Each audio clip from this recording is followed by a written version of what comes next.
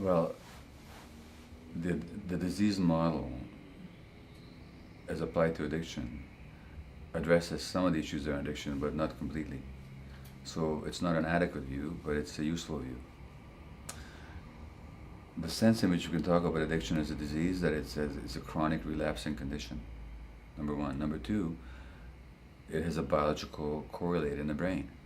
So especially if you look at the brains of substance users, the longer the use, the more brain damage there actually is, in terms of damage to previous structures and the failure to develop new circuits, as long as you're using substances.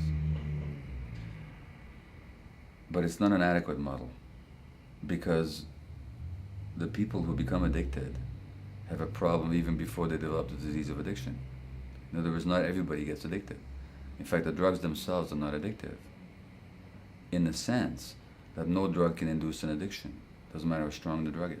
Most people who try drugs of any kind don't become addicted to them.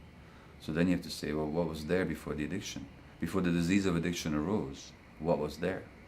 And what you find out what was there was a predisposition, a biological predisposition. And that biological predisposition is based on early childhood developmental issues. In other words, whether or not the environment was supportive or abusive, whether it was a nourishing or a deprived one.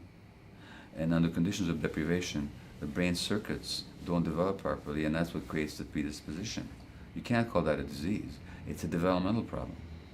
So addiction is both a developmental problem, and once it becomes established, it takes on features of a disease. And the other problem with calling it a disease is it restricts it to a medical model of looking at it. Here's a disease, how to be cured.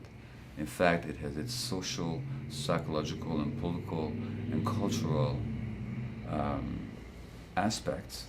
And so it's simply inadequate to approach addiction from a disease model perspective, although that's a necessary part to understand addictions.